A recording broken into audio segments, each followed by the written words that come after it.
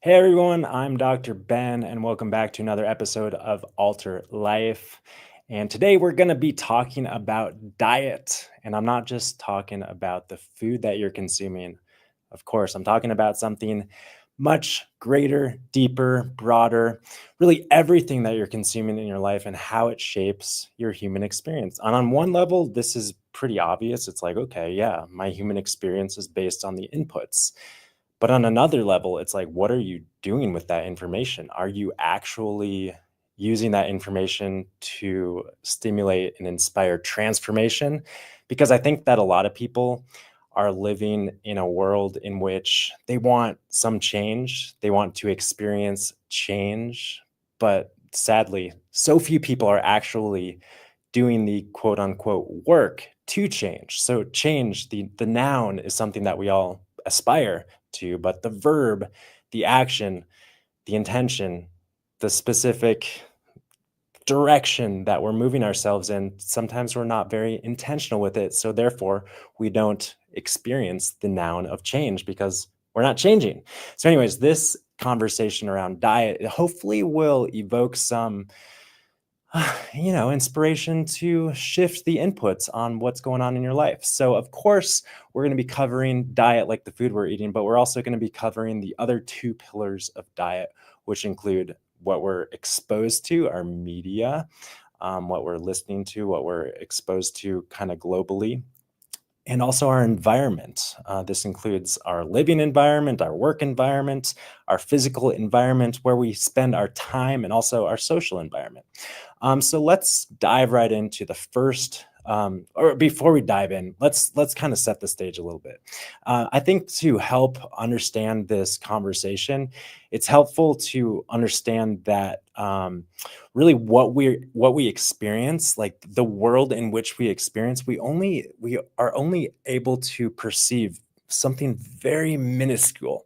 And what I'm talking about is I don't know if people are familiar with the electromagnetic spectrum. I don't have many graphics. I intend to collect more graphics and for watchers of the videos in the future. But I do have this graphic showing the electromagnetic spectrum.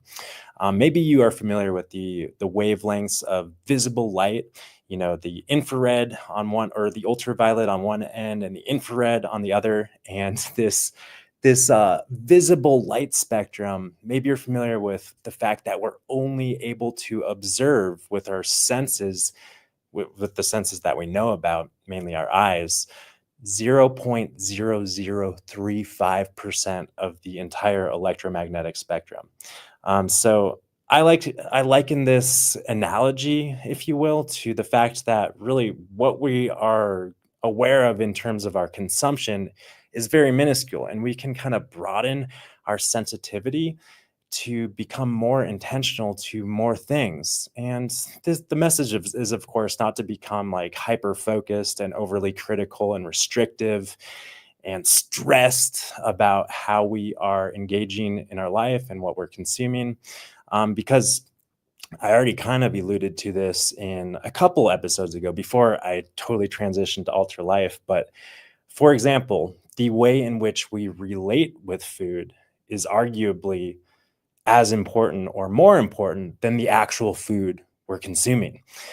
So let's dive into the three pillars of the what I like to call the holistic diet.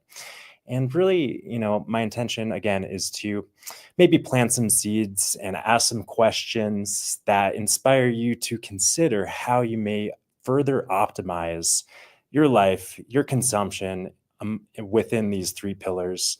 The first of which is the conventional pillar of food, our diet of food.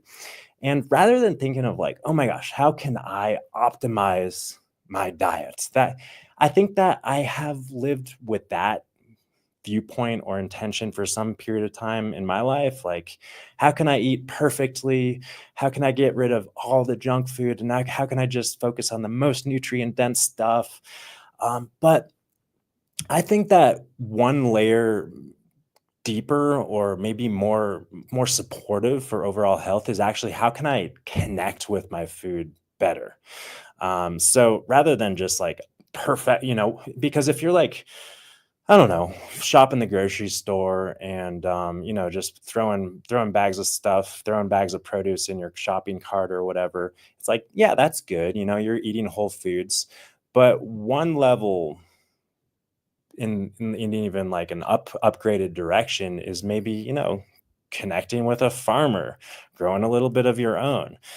That's just one area or one way that we can kind of optimize the consumption of our diet, of our food.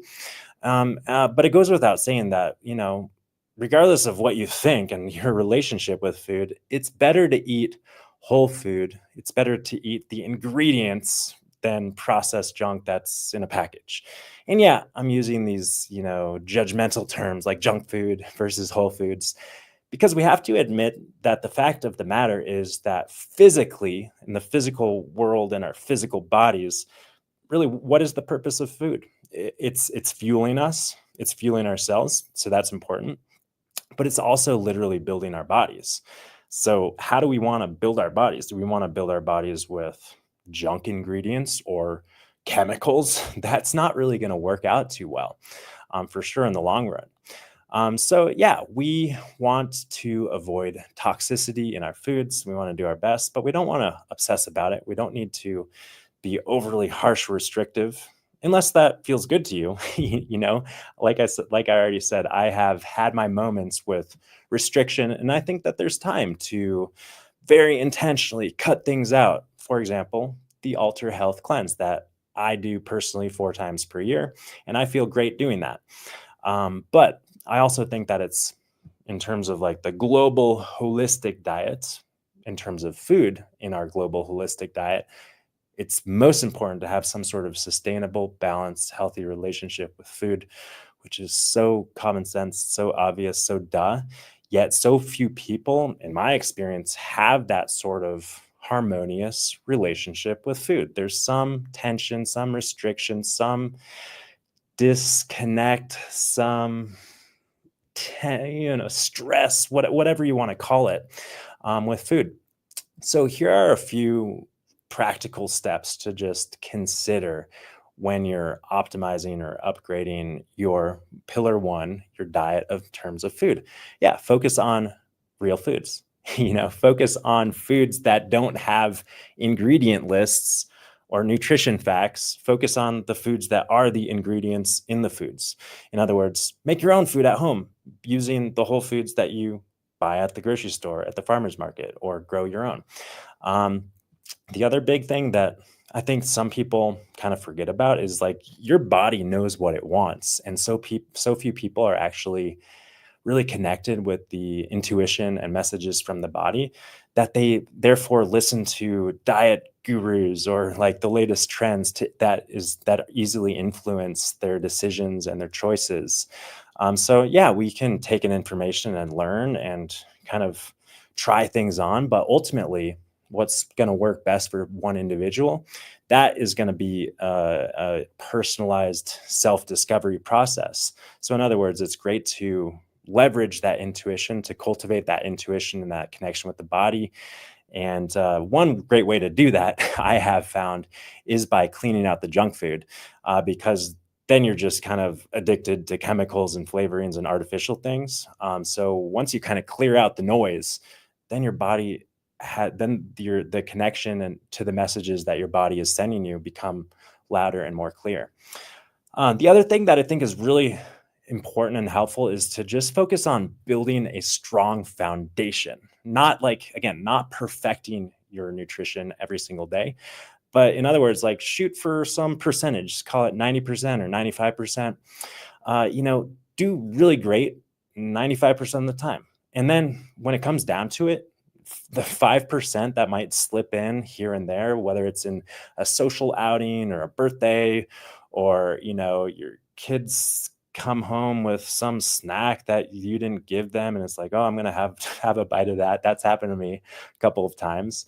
Like that 5% is not going to move the needle, because let's face it, I think a lot of people who might be eating 90 or 95% junk food or fast food or processed food, then all of a sudden like they go out and have some nourishing whole food meal, and they think like, oh my gosh, why am I not feeling better from eating one nourishing meal on top of a foundation of junk food?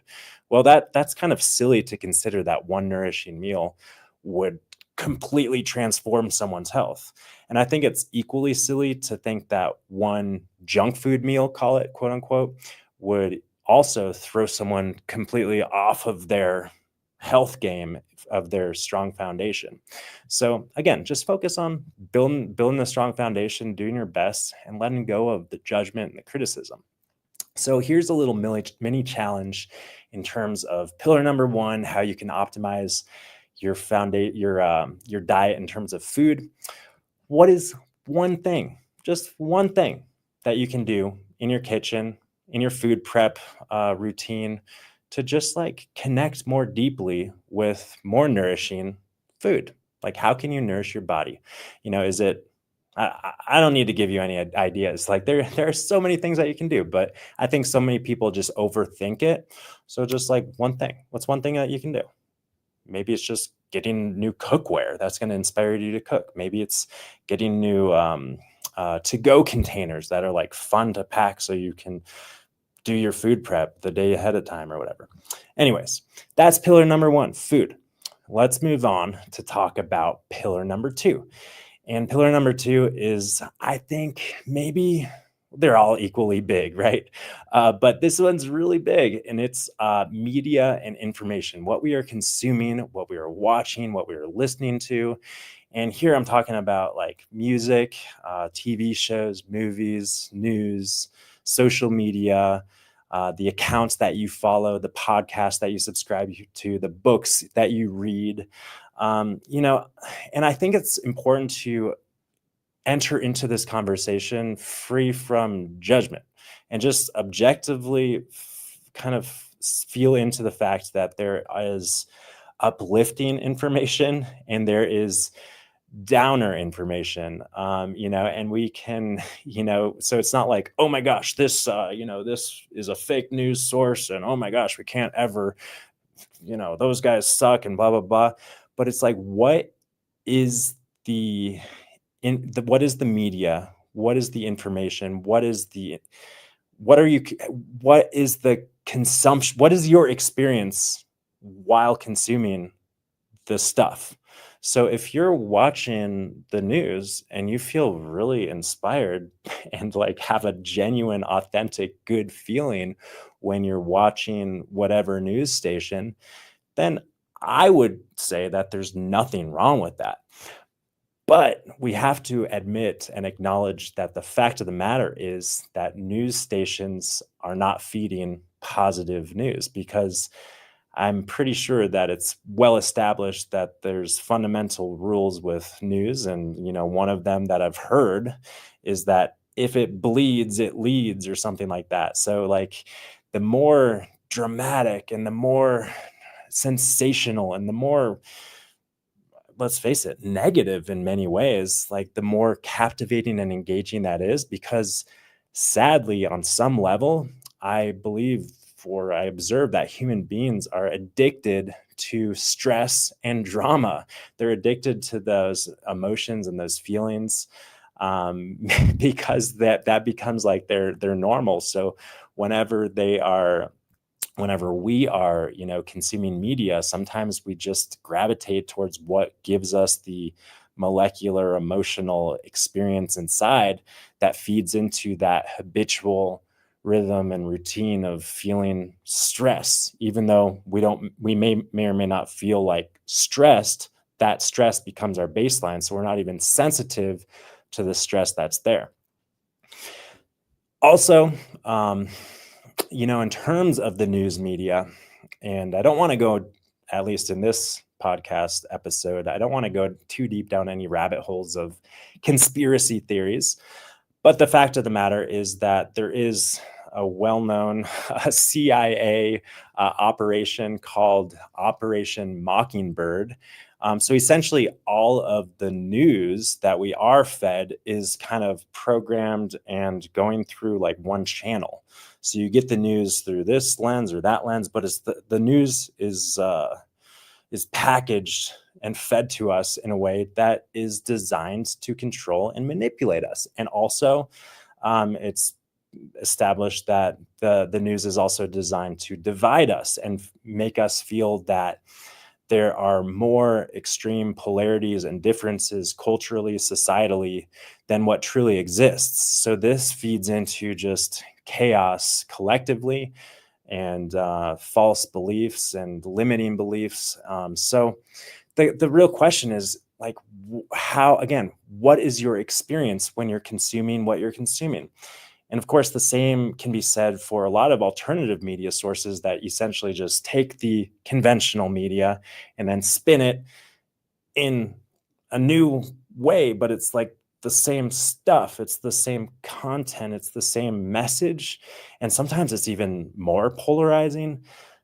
So anyways, back to the question is like, what is your experience? And I'm not here to tell you what your experience is, of course, but I'm here to, ask those questions like, are is your consumption of media and information in your world today, is it fueling you? Is it feeding you?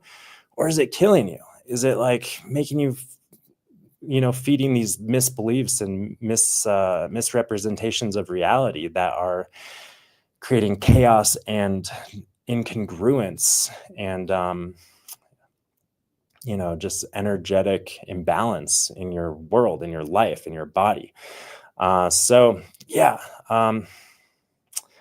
Here's a few signs. I think it's like, how do we know, like, if we've gone too far, or like if our media consumption is feeding us or killing us or harming us? And like, do you feel mentally drained or anxious after scrolling or after listening to something? And sometimes we don't even allow ourselves to check in, like, oh man, I just watched that show. Like, how am I feeling? Suzanne and I, we I don't watch much of any TV, but I'll just share like one little story. We were on like a Black Mirror kick a little bit, and I don't know if anyone. I think it's a popular show, so maybe you've heard of it or seen some of those episodes, but they're wild. And as engaging and like captivating as they were, and like fascinating, and I have to admit, like, I enjoyed my experience of watching it, but then like it left a bad taste in my mouth, right? And of course, now I'm not talking about my mouth, but just it left a bad taste in my being. So I've been more intentional with what I've been watching, listening to, even if it's like fun and lighthearted and goofy. Like, what is the residual effect in my body, in my being? Is it uplifting? Is it inspiring? Or is it kind of creating a lot of overthinking and anxious thinking? And we can be more intentional with that. So, how are you feeling after your consumption? Are you overloading on, and are you feeling anxious? Do you feel like addicted? Like, oh my gosh, I've got to watch that new show. Oh my gosh, I've got to listen to the latest episode. Oh my gosh, it's 5 o'clock. Tucker Carlson is on, or like whoever the guy is or the girl, like the news anchor. Some people, I think, what I observe is some people do have those like habitual draws and addiction to the consumption of things that feed them and fuel those emotions that people are used to having. So yeah, let's talk about some practical steps here to upgrade and shift our relationship with the mental diet, the consumption of media and information. First and foremost, I think it's really just important to be honest and do like a objective audit of your consumption. What's your screen time looking like? What are you watching? Because if you're not honest with yourself, how can you change? What are some, like, rather than just like doing a complete media detox, which is one option, like what can be some substitutions? Like, oh man, this podcast host is getting a little dark. Like, maybe I can find a new podcast that's going to leave me with a little bit more inspiration, but maybe giving me similar information, right? Sometimes it's just like the slant, you know. And also, yeah, maybe you're being called towards like a more extreme media detox for an hour, a day, a weekend. I don't know. Like what feels good for you, but I think that sort of reset can be really good, and then you can kind of re-engage with more intention. That's the intention here. So, pillar number 3, let's talk about conversations, social environment, and our physical environment in general. So, you know, really, like I've heard people talk about like you are the sum of the 5 people that you spend the most amount of time with or something like that. There's that whole idea, right? Like, and I think there's a lot of truth there. So I think we need to approach this pillar, the conversations in the environment, both from the place of like, what are you adding to your family, to your community, to your social circle, and what are you taking, So, because I don't like to view any of this from the, I guess what's coming forward is like the victim mindset is like, I'm just the subject of my circumstances. Like we can influence our circumstances and we can shift our circumstances by being authentic and like speaking our mind and sharing heartfully and that sort of thing. But really, again, how do you feel after you engage and interact with certain friends or family members? Are your conversations talking about, back to like pillar number 2, are they talking about like the negative stuff in our world that is sometimes just parroted from the news stations and social media accounts? Or are you talking about like cool stuff and uplifting stuff? Similarly, are you talking about just a lot of gossip around this person or that person, or are you talking about more deep, like authentic, present things? Uh, so, you know, the opportunity here is to really be in control and be the creator of the social experiences that you want to have rather than allow whatever your social experiences are to just like affect you. And also, you can pick and choose who you spend your time with because you're worth it. And and yeah, the I think that it's so common for people to just like accept their circumstances and accept like, oh yeah, like this is just the way it is, rather than actually realize like, oh my gosh, I can create the dynamic that I want to, and it's actually not as hard as it I thought it was going to be. So that's kind of the social family environment. Obviously, there's a lot that can be further unpacked here because let's face it, relationships can be sticky and complicated, and sometimes it's really hard to be authentic and vulnerable. But that's where the most healing and growth and freedom is. And so that's, I don't know, my intention is to always lean into more authenticity. And that's not to say it's easy.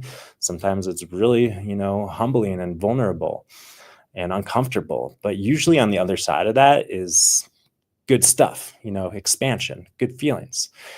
So that's kind of the social environment. But what about our physical environment? Man, how is your space that you're working in? Is it like totally cluttered? Do you have papers and books stacked up everywhere?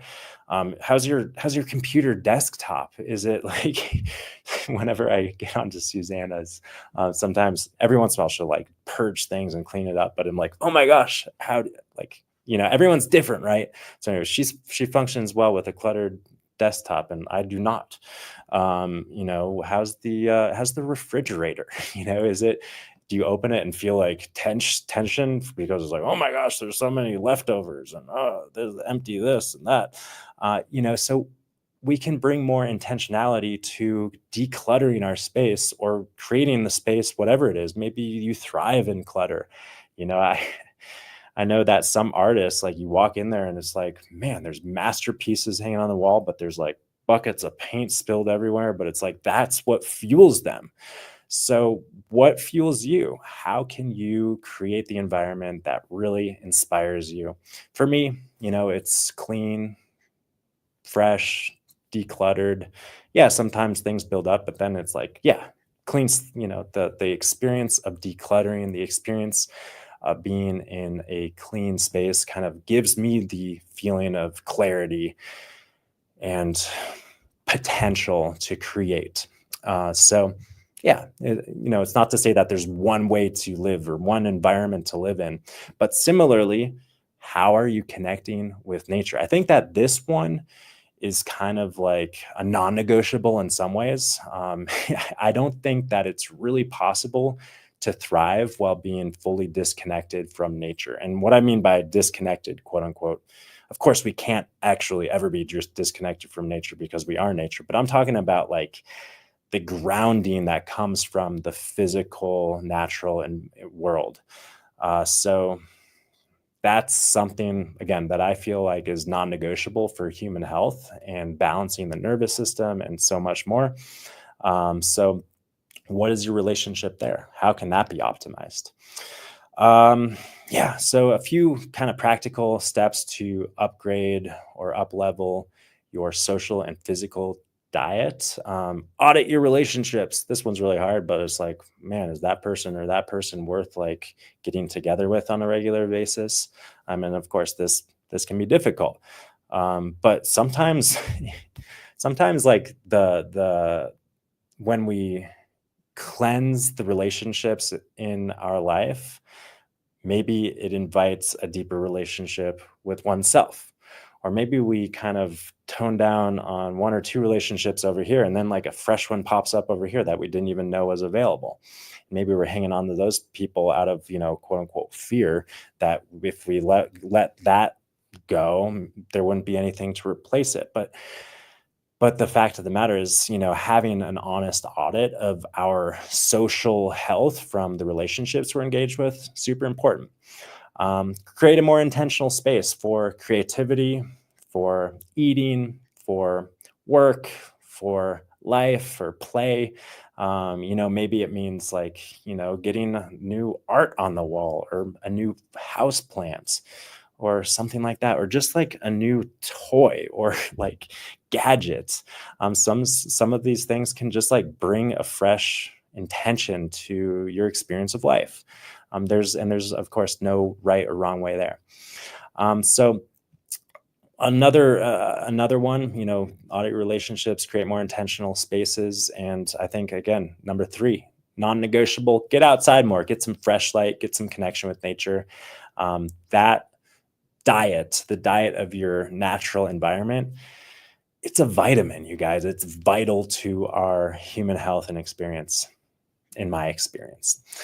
So wrapping things up here, the question is, how can your diet be optimized?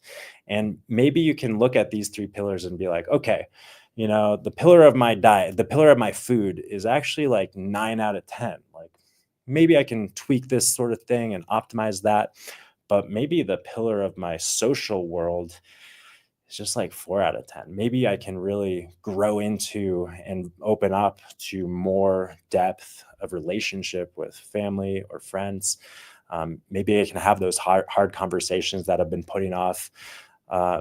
Maybe your relationship, your diet of media and information is, 2 out of 10 is like, oh my God, I'm addicted to my phone and I'm addicted to this news show and I can't live without it. And I feel so stressed when I'm consuming it, but I feel so stressed without it. So the real point of the matter is to bring more honesty and intention to what you're consuming in all levels of your life, because you are being created by your consumption. Your experience of life is also being created by your experience when consuming things. So I would love to hear from you. If you'd like to drop it in the comments, maybe an intention for the day or week ahead. What is shifting inside of you? What are you ready to let go of? What are you ready to step into within these three pillars of diet, holistically speaking? And maybe your comment will inspire someone else. Maybe it'll inspire me. You can also reach out, share any feedback that you have at info@alter.health, the email address, or shoot me a DM on Instagram at Dr. Benjamin Alter. All right, you guys, look forward to seeing you guys next week. And until then, keep thriving.